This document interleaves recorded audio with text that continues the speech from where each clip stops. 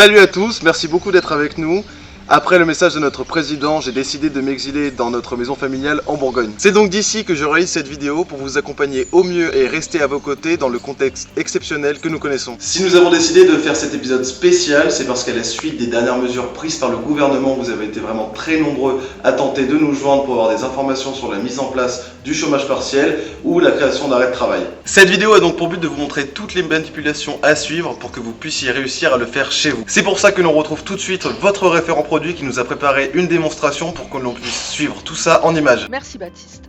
Effectivement, en cette période un peu particulière, je souhaitais faire le point avec vous tous sur les mesures et les impacts liés au coronavirus par rapport aux applications de paye. Tout d'abord, vous pouvez le constater, vous l'avez peut-être déjà remarqué, dans la base de connaissances sur la page d'accueil, vous avez ce qu'on appelle un slider qui vous donne en fait des informations en lien avec le coronavirus. En cliquant dessus, ça vous amène en fait dans une page qui est vraiment dédiée à ce sujet avec tous les sites indispensables pour vous permettre d'avoir de l'information en temps réel, que ce soit au niveau de DSN Info, de Net Entreprise, d'avoir un certain nombre d'informations plus globales sur l'économie.gouv ou encore travail en plein. C'est important de la consulter régulièrement puisqu'effectivement on va vraiment se caler par rapport à l'actualité pour la mettre à jour et vous donner les informations en temps réel. Donc ce que je vous propose pour être sûr d'être alerté quand il y a une modification de cette fiche, c'est de faire ce qu'on appelle une recherche, de créer une recherche, de la sauvegarder. C'est très simple, en fait je vais vous montrer en repartant de la page d'accueil de la base de connaissances. Il suffit de faire comme moi, je vais vous montrer avec un mot-clé à ce niveau-là. Vous tapez par exemple coronavirus. Ensuite, vous faites rechercher. Il vous a recherché tout ce qui est en lien avec le coronavirus. Vous pouvez cocher que ciel, comme ça vous êtes sûr d'avoir tous les liens liés à ciel. Et vous faites sauvegarder cette recherche. Vous avez à ce moment-là la possibilité de donner un nom. On peut laisser par exemple ce terme-là. Et vous sélectionnez ensuite la fréquence à laquelle vous souhaitez être alerté des modifications effectuées. En ce moment, au vu de l'actualité qui change d'un jour à l'autre, je ne saurais trop vous conseiller que de mettre quotidien pour être sûr de ne louper aucune information. Vous faites OK et comme ça la recherche est enregistrée, vous aurez des notifications par mail avec les nouveaux comptes qui ont été ajoutés ou modifiés au niveau de ces fiches là et en lien avec le terme coronavirus. Ça c'est la première chose sur laquelle je souhaitais vous porter votre attention. La seconde, donc si on revient dans mesures et questions, la fiche que je vous ai présentée précédemment, vous allez retrouver un certain nombre d'informations, comme je vous le disais, les liens vers les différents sites et également à ce niveau-là, mesures spécifiques au logiciel CielPay. En cliquant dessus, il vous amène donc dans une page avec vraiment tout ce qui est lié en lien avec uniquement la paye. Vous avez vu que la page d'avant est plus globale, va concerner toutes les applications. À ce niveau-là, cette fiche-là, c'est pareil, je vous conseillerais de la mettre en favori de façon à la retrouver rapidement quand vous avez besoin de consulter les informations qui sont dedans. Ensuite, vos favoris, vous les retrouvez en fait dans mon espace favoris et là vous retrouvez la liste de tous vos favoris. Donc pensez bien à la mettre en favoris. Comment est structurée cette fiche ? Vous avez une première partie avec des informations générales, donc qui vous amène vers les différents sites du gouvernement ou des différents organismes comme l'URSSAF ou encore DSN Info. Et ça va vous permettre de répondre déjà à un certain nombre de questions légales que vous pouvez vous poser. Vous souhaitez savoir par exemple si le report de cotisation au niveau de l'URSSAF, comment faire ? C'est très simple, vous voyez, vous avez les liens avec la notice qui vous explique comment modifier par exemple le paiement de vos cotisations. Vous souhaitez savoir par exemple si par rapport au paiement des cotisations Agir Carco, un même report est prévu. Pareil, vous allez sur le lien Agir Carco, ça vous renvoie vers le site et vous trouverez des informations. Si effectivement un report est constaté, l'information se retrouvera à ce niveau-là. Vous avez ensuite la partie tout ce qui est lié à l'activité partielle, puisque c'est vraiment un sujet qui revient régulièrement. Donc on parle d'activité partielle ou de chômage partiel, c'est la même chose, vous entendrez soit l'un ou l'autre des termes.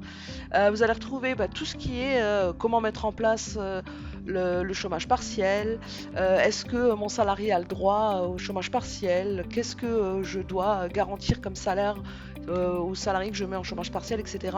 C'est toutes les informations que vous allez retrouver directement sur les sites à ce niveau-là. N'hésitez pas, en tant qu'entreprise, vous avez accès à la directe. Alors si c'est la première fois que vous mettez en place le chômage technique dans votre société, n'hésitez pas à les contacter. Ils sont là en fait pour vous accompagner, quand c'est pour vous aider à le mettre en place et répondre à toutes vos questions, toutes les questions que vous pourriez vous poser par rapport à l'activité partielle. Et ensuite vous avez la partie arrêt de travail. Par exemple, la question que vous pouvez vous poser, c'est est-ce que je dois encore faire mes DSN arrêt de travail? Mais bien sûr, effectivement, ça ne change pas. Vous devez toujours signaler les arrêts de travail par la méthode que vous connaissez depuis Cielpaye et les envoyer en DSN. Donc vous voyez, c'est ce genre d'informations-là que vous allez retrouver au niveau de cette fiche. On vous a mis les liens, on vous met les informations au fur et à mesure que nous, on les reçoit également. Donc il ne faut pas hésiter, c'est vraiment très important de la consulter régulièrement pour répondre à toutes vos questions et vous accompagner au mieux sur cette période.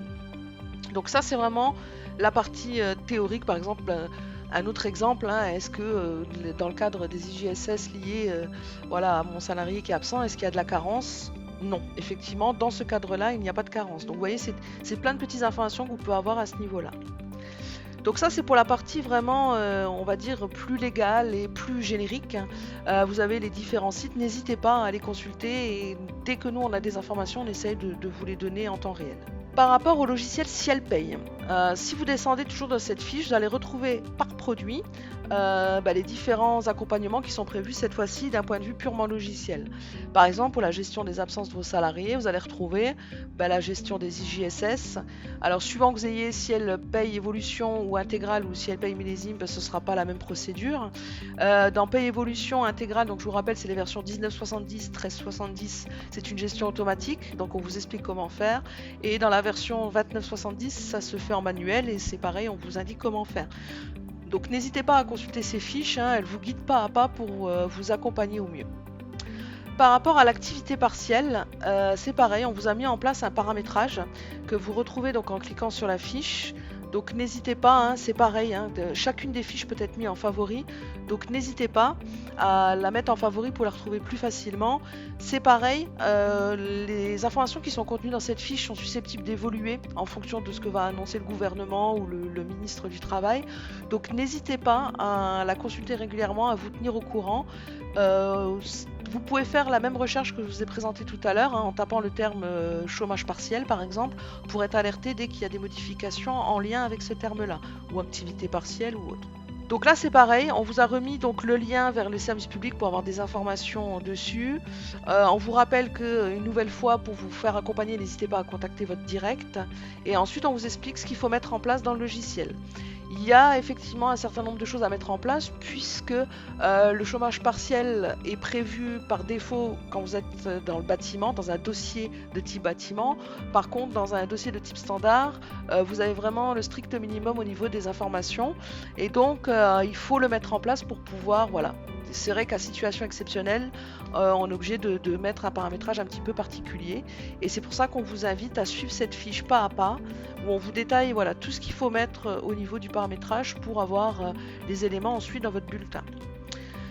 Donc là, je vous montre dans la fiche, rapidement, vous pouvez la consulter. Il y a des rubriques à créer, une rubrique, il y a également les CSG à créer puisque les CSG sont différentes. Et vous allez avoir donc tous les éléments à insérer et puis l'aménagement de temps de travail à créer puisque du coup ça c'est la norme de la DSN 2020 qui veut ça. Donc tout est détaillé à ce niveau-là.